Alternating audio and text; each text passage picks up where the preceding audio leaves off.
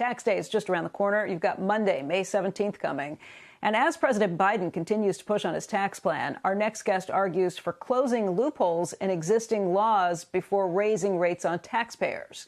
He knows of what he speaks. This is the former IRS Commissioner, Charles Rosati, who's joining us this morning. By the way, he and 4 other past IRS commissioners wrote a Washington Post op-ed that was titled, "Biden's Proposal Would Create a Fairer Tax System." Charles, thanks for being with us today. Many interesting things that you bring up. But I really think your point is that I took the most away from is that there's a lot of revenue that's escaping right now because people aren't really following the law, and the IRS doesn't have the teeth to be able to enforce the law. Yeah, that's right, Becky, and thanks for having me on. And you're right. There's an enormous amount of money that's out there that is just owed under the existing tax law that isn't being paid. And we estimated it was $574 billion in 2019, which if you compare it, that's more than all the income taxes paid by 135 million taxpayers. So it's an enormous number. And my feeling is before we raise taxes on the people that are already paying, we at least ought to collect some of the money from the people who aren't. Yeah, when you start hearing about what's fair, that would certainly seem what's fair is making sure that people are actually paying what they should be paying right now. How is this happening? Are people cheating? Are they just not paying taxes? Or are they finding other ways? What's the biggest source of this, you think? Well, actually, it's a long-standing issue, and it's been really very, very simple. When most people are paying what they owe because they get the report from their employer on a W-2 or your bank on your interest and dividend, and income on that kind of taxes on that kind of income are paid like 95, 99% accurately.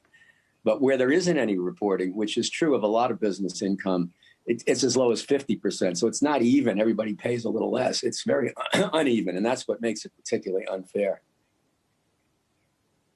Where is it not reported? What are you talking about in particular?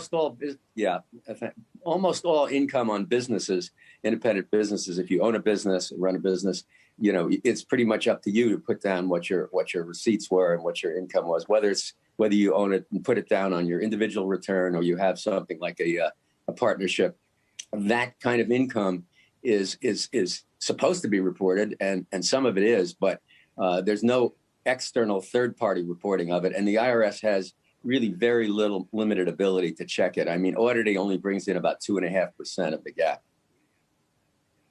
So partnerships in these S1s, those have also been on the rise. Many more have been created over the last 10 or 12 years. Well, longer than that. I actually went back and looked at it since the mid-'80s.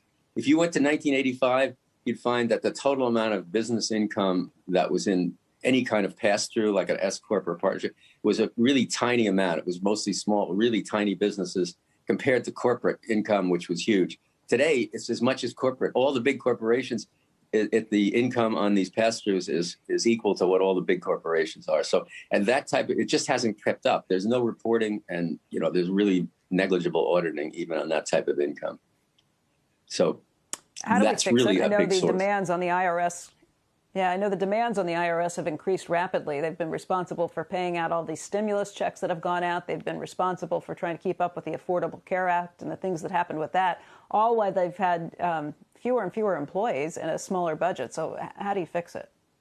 Well, okay, so there's some of my colleagues that you mentioned that we wrote the editorial, we've developed a plan that we think will work today that we think could collect about $1.4 trillion over 10 years out of this tax gap, which will still only be 19%. So what is the point? It's 3 things. One is you do have to fill in some of the holes in the information reporting, because when there isn't any reporting, the accuracy is very, very low. But secondly, you do have to make some investments with some sustained funding. Not an immediate influx, because you can't build computer systems or hire people and then fire them the next year. So having some sustained funding over a period of time, we estimate 6% a year is what would be required. And if you do that over a 10-year period, you can close some of that tax gap. And 1.4 trillion sounds like an enormous number. It is an enormous number, but it'd be only 19% of the tax gap. And that's equal to almost as much as the Biden plan for raising individual income taxes. So we think this is a very important step that you should take no matter what else you're going to do. Shepard Smith here. Thanks for watching CNBC on YouTube.